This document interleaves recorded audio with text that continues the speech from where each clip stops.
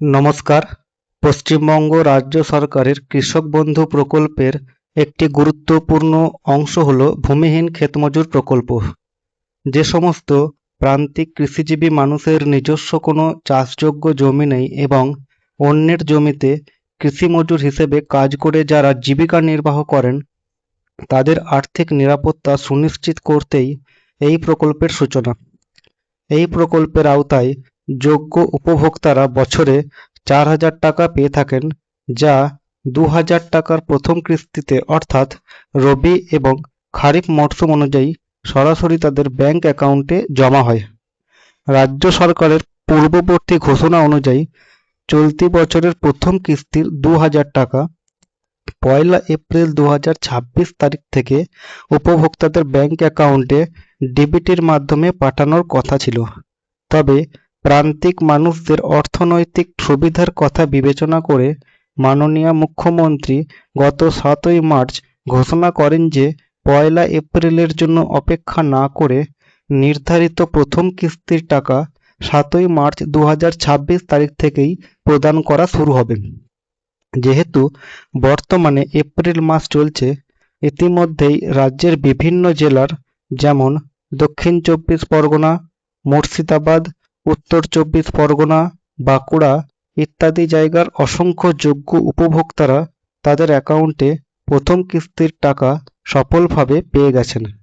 টাকা পাঠানোর প্রক্রিয়াটি এখনও চলমান, তাই যাদের আবেদন সদ্য অনুমোদিত হয়েছে তাদের অ্যাকাউন্টেও ধাপে ধাপে টাকা ঢুকে যাচ্ছে। তবে দেখা যাচ্ছে এখনও অনেকের ব্যাংক অ্যাকাউন্টে এই প্রকল্পে টাকা পৌঁছায়নি।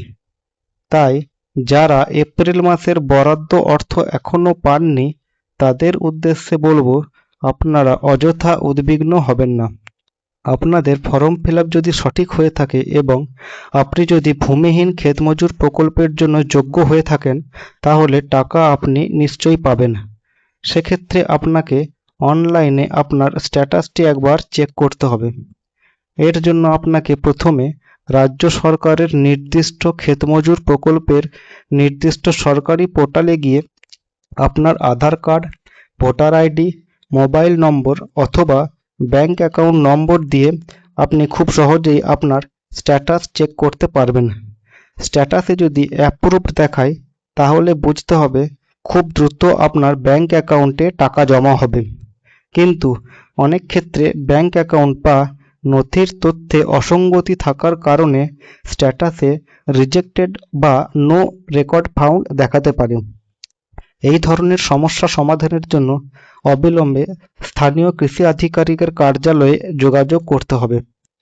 কৃষিক্ষেত্রে উৎপাদন বজায় রাখতে এই অসংগঠিত ভূমিহীন ক্ষেতমজুরদের অবদান অপরিসীম। পূর্ব নির্ধারিত এপ্রিল মাসের অর্থ 1 মাস আগে থেকেই প্রদান শুরু করার এই সরকারি পদক্ষেপ প্রমাণ করে যে রাজ্য প্রশাসন প্রান্তিক স্তরের মানুষের প্রতি যথেষ্ট সংবেদনশীল। তো বন্ধুরা, এই ছিল আজকের একটি গুরুত্বপূর্ণ আপডেট। ভূমিহীন ক্ষেতমজুর সম্পর্কিত আরও গুরুত্বপূর্ণ আপডেট পাওয়ার জন্য চ্যানেলটিকে অবশ্যই সাবস্ক্রাইব করে রাখুন। ধন্যবাদ।